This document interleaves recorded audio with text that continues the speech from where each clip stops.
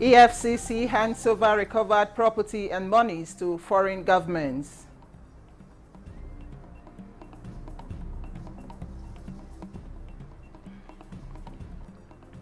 Federal government prioritizes healthy well-being of Nigerians by mitigating peculiar challenges in the sector.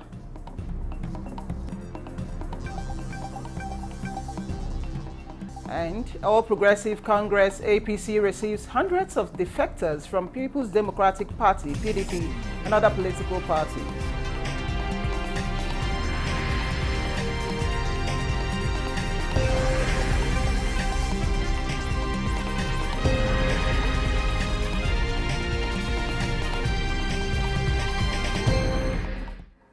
Hello and welcome to the news desk at 6 on NTN News 24. We are reaching you live from Abuja. I am Chinenye Ngoyi. Towards finding lasting solutions to the environmental challenges facing communities in the Niger Delta, the Senate Committee on NDDC has had an interface with a consortium made up of various agencies and international partners who presented a policy brief on recommendations for climate change, its impact on the lives of the people, and the associated security challenges faced by coastal communities in the Niger Delta. It was agreed that there is an urgent need for Africa to take greater responsibility in addressing its challenges, especially when advanced economies are increasingly adopting protectionist policies. The response, they believe, must be informed by reliable data, without which interventions risk being inadequate or misdirected.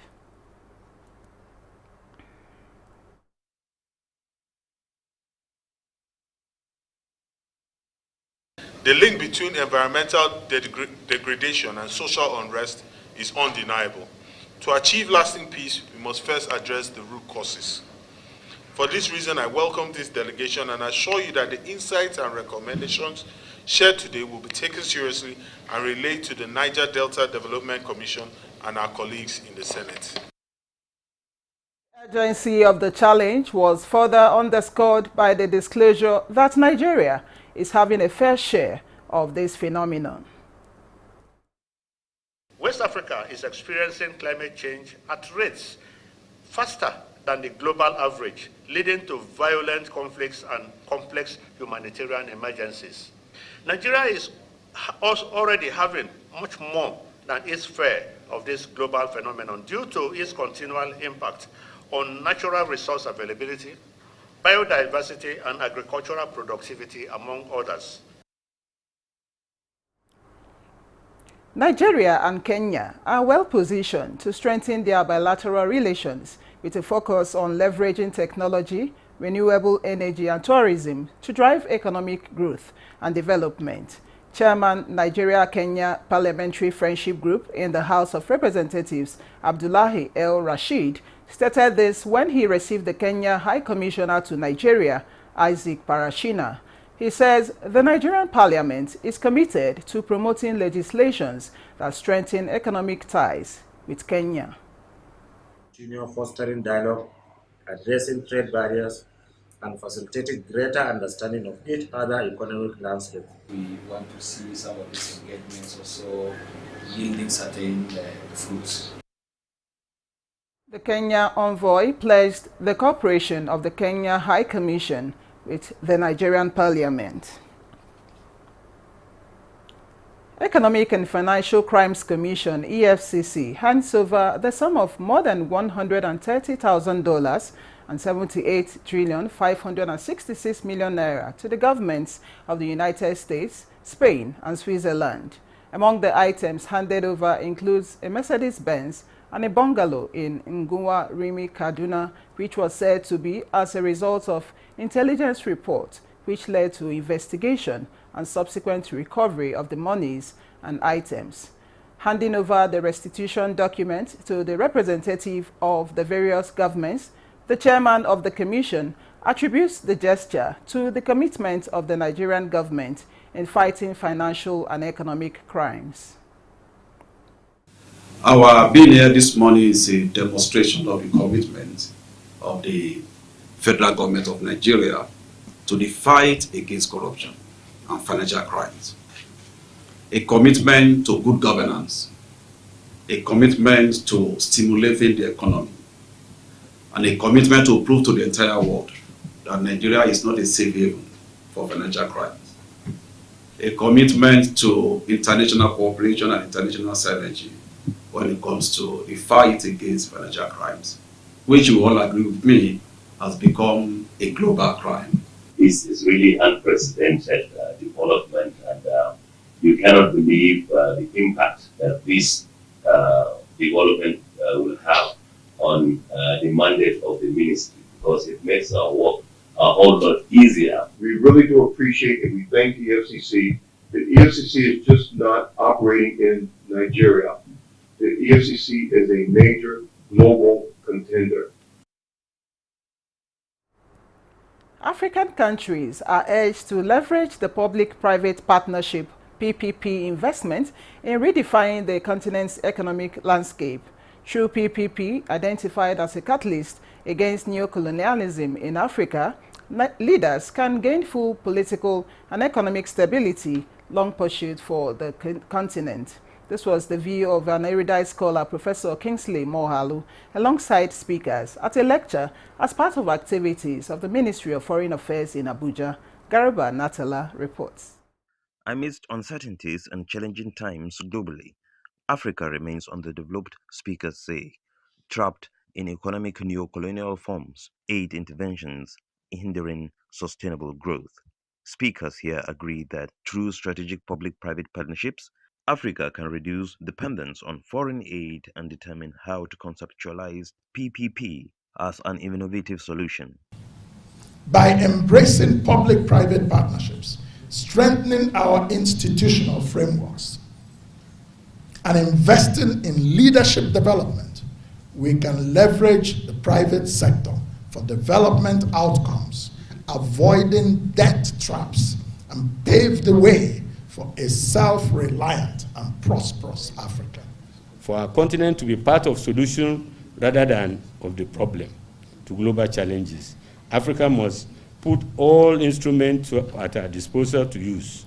Now, this is a shared responsibility for all. We must leverage on the potentials of the Africa Continental Free Trade Area in reshaping the growth of African economies whilst expanding the opportunities present for its largest demographic dividend. It is projected that Africa accounts for 7% of PPP investment, indicating a low level of growth. Hence, there is need to educate policymakers to strengthen institutions.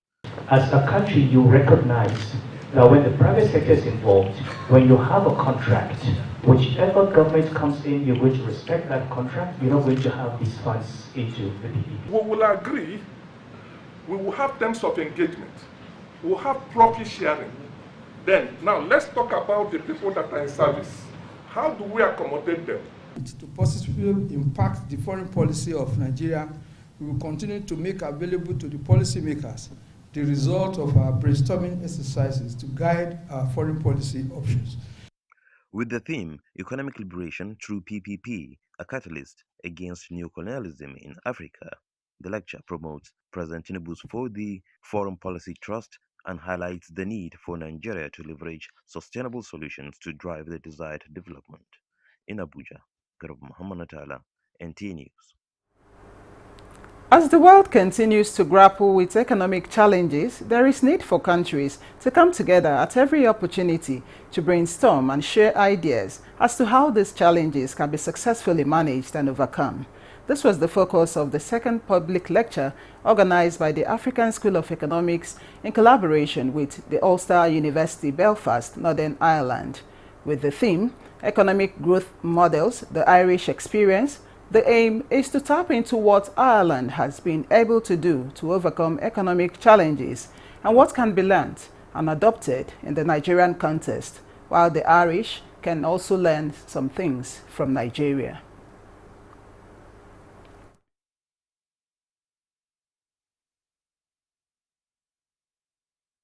Our belief is that by the time we have these ideas from all over the world, we can see how much we can learn, how we can adapt, how we can adopt some of the teaching some of the practices across the world and domesticate them for our collective benefits. Well, I think that the Nigerian economy has great potential to build on some of the things that Ireland has done, for example, developing the entrepreneurial capability of people and also, of course, to build international relationships as well. Nigeria has huge capability of doing that, of enabling people to get on top of AI, to become better in terms of building websites and e-commerce and so on. So there's lots and lots where Ireland and Nigeria can work together and to help each other along.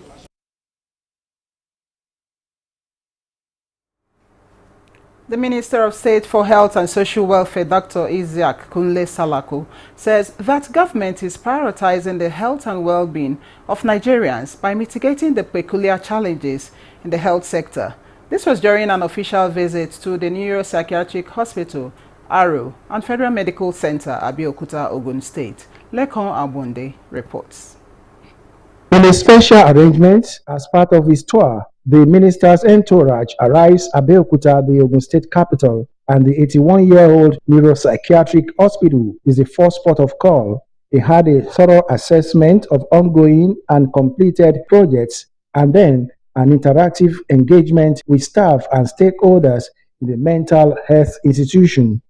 The minister identifies 4 challenges that include manpower gaps occasioned by Japa syndrome, funding, power and energy, and the challenge of counterfeiting, but is optimistic that the robust mechanism being put in place, such as huge investments in training of more medical personnel, collaboration with relevant private investors, and other systemic arrangements by President Bola Tinubu's administration, is addressing the situation for positive turnaround in the sector. Before now, for you to recruit health workers, you have to go through a very, very long process. But because of the priority that the President has placed to recruitment of health workers, he has given us a waiver, where at the ministry level, we can sit down based on the requests the hospitals have made, and we can issue them waiver, and then they can quickly go through the due process and engage workers. So we are able to replace workers that are leaving much more. The Ogun State Commissioner for Health, Dr. Tomi Koka, and the Provost and Medical Director, Neuropsychiatric Hospital, Dr. Paul Agbola, are enthusiastic of remarkable achievements in the area of service delivery in the health sector. We collaborate on the primary health level, on the secondary health level. At the moment, we have actually, we have what we call BMOG centers that the federal government has supported us in upgrading, and we will use places like Aro and a Federal Medical Center, Abeokuta, as a tertiary referral center. We're looking at collaborations from the Ministry of Health on the implementation of the Mental Health Act. And just like what the minister said, we hope to collaborate with the state government, to domesticate the Mental Health Act in Ogun State. The train thereafter proceeded to the Federal Medical Center, Abeokuta, where the minister also went on inspection tour of facilities and projects before an interactive engagement with the management and staff of the health institution. In Abeokuta, Lekon Agmode, NTA News. This is the news desk at 6, reaching you on NTA News 24. We'll take a break here. There will be more reports thereafter. Do stay.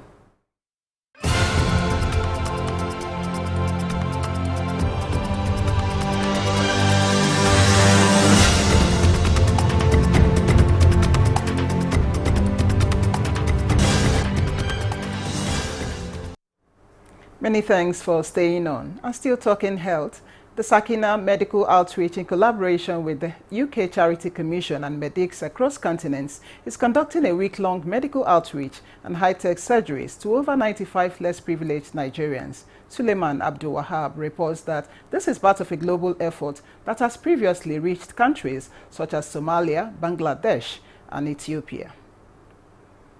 Outreach is expected to focus on treating patients with complex medical conditions. Chairman of Medics across the world, Professor Martin Sharif, emphasized that these surgeries are not only about providing immediate relief, but also improving long-term quality of life for the patients. So we are here to introduce minimally invasive surgery because that's better for the patients.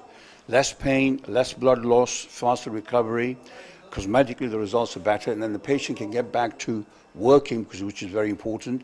Nigeria is one of the stops, of course, at the moment. In the past, we have worked in Malawi, Somalia, Ethiopia, Pakistan, Bangladesh, and multiple other countries, including Gaza. We have done minimal invasive surgery of kidney stone removal, uretroplasty, gallbladder surgery, laparoscopy, cholecystectomy, and many other surgery. This is minimally invasive, high-tech surgery these doctors are trying to carry on. They say it's less pain, quick recovery, and lower complications. Many of the patients shared how the treatments have given them hope for a brighter future and a chance to live healthier and more fulfilling lives. But I thank God for this outreach that come to my rescue, and they helped me. They did it for me at a free. Initially I couldn't eat something, but with this surgery, I can now start eating so. Professor Muhammad Raji Mahmood, Chief Medical Director at National Hospital, highlighted the importance of continued investment in staff training. Should we invest into this high-end healthcare? Yes. My answer would be yes. As a country, we should invest into this high-end healthcare. And must we wait for government to put these things in place? No. Whether we like it or not, we have to be realistic. Government have a lot on its plate. And whichever administration that comes, they have done their best and they are doing their best.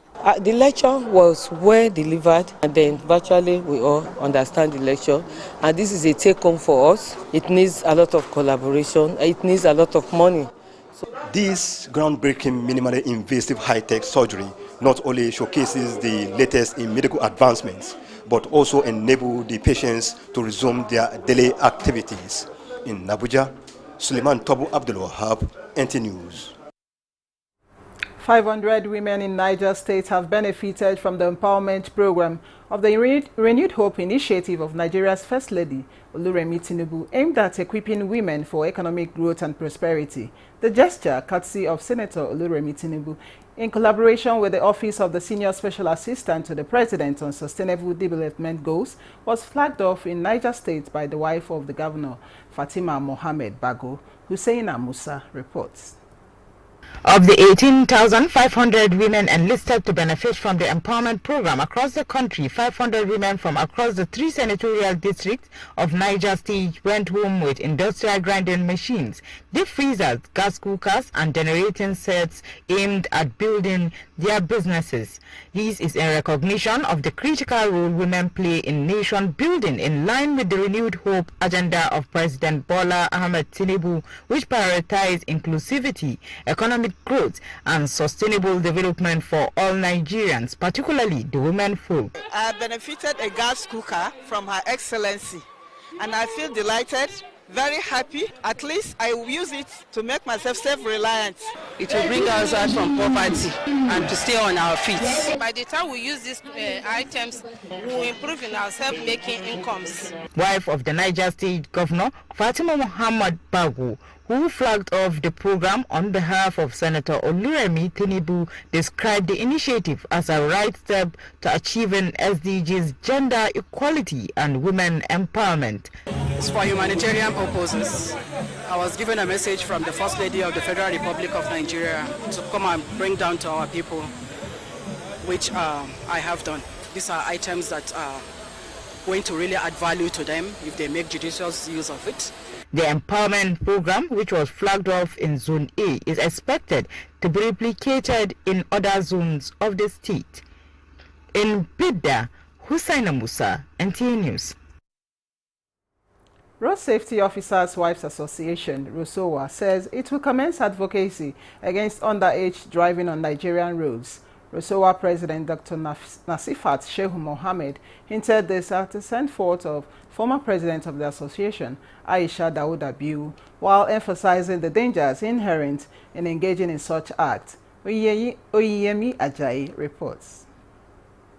Though the event is a send forth of the former president of Road Safety Officers' Wives Association, ROSOWA, Aisha Dawuda Biu, but the issue of concern is the inherent cases of underage driving in the country. In 2016, 7% of recorded deaths involved children, and a larger number were as a result of underage driving. hence the need for proper campaigns, especially from secondary schools, according to the Rosowa president. We are trying to see how we can clamp it down to the barest minimum, because I can't imagine we as parents leaving our younger children driving or commuting the roads without the right age. Secondary school is our catchment area, because that's where we can propagate, we can talk, we can educate and advocate that. Well, as for the celebration, Rosowa members were charged to remain united and disciplined in ensuring a strong association is built and preserved. You must speak with one voice. You must be one Rosowa. When you organize your programs, you must do it together. Respect yourselves. There should be no room for backbiting and infighting. Our motto is safety, unity, and discipline. So the main thing of this association is the unity among every member, especially support for the president. Because I did not expect this, but I know this thing comes from Almighty Allah, and I dedicate this. Awards and plaques were given to past and present presidents of the association, as well as some outstanding members. Oyeyemi Ajayi, NTA News. The governing All Progressives Congress, APC, says the monumental feats achieved by President Bola Ahmed Tinubu's renewed hope agenda within the shortest period in office is now wooing more Nigerians into the APC fold. The National Zonal Secretary of the Party for North Central, Yakubu Adamu, says this while receiving a total of 500 defectors from PDP, SDP and Labour Party in the governing party. The zonal leader of the party specifically appreciates the giant strides of President Tinubu and the focused leadership provided by the National Working Committee of the party under the chairmanship of Dr. Abdullahi Umar Ganduje. Together with the family that we have met, we'll move this great party that is more than a party for the family forward to winning the forthcoming elections. Receiving some important people from other parties like PDP and SDP, it is a plus to the party. And that is why we give this occasion a very good attention. Stage 1 to stage 100, by the special grace of God, will be receiving the campaigns. Other leaders of the party say APC is firmly rooted on the foundation of quality leadership, geared towards changing the narrative of the Nigeria economy and giving everyone a sense of belonging, as demonstrated by the party at all levels of governance. Party chieftains urged the new entrants to feel free and contribute to the growth and development of the party in all future elections, particularly with the FCT Council's election, which comes up next year. Former Vice President and 2023 PDP presidential candidate Atiku Abubakar has called on well-meaning Nigerians to emulate the courageous disposition of late elder statesman Chief Edwin Clark. He made the call in Abuja while leading an entourage to condole with the family of the late elder statesman in his Abuja home. Timothy Yusuf reports. Former Vice President Atiku Abubakar, in the company of former Governor of Kaduna State, Nasir El-Rufai, are among the latest to pay condolence visit on the family of the late elder statesman, Chief Edwin Kiagbodo Clark. They paid glowing tributes to him, urged citizens to emulate the courage to speak to power at all times as exemplified by the late Edwin Clark. Before he died, he kept on saying, I'm a Nigerian, I'm a Nigerian, I'm a Nigerian, I love Nigeria. And I think this is a very, very strong message to all of us to make sure that we maintain the unity of this country. Other dignitaries who also paid tribute to the late leader of the Pan-Niger Delta Forum include the governor of Taraba State, Agbu Kefas. Edwin Clark, a strong voice for the advancement of the Niger Delta region and unity of Nigeria, passed on Monday, February 17, 2025. Timothy Yusuf, NTA News. And that concludes the news desk at 6 on NTA News 24. Many thanks for watching. I am Chinenye Nwoye.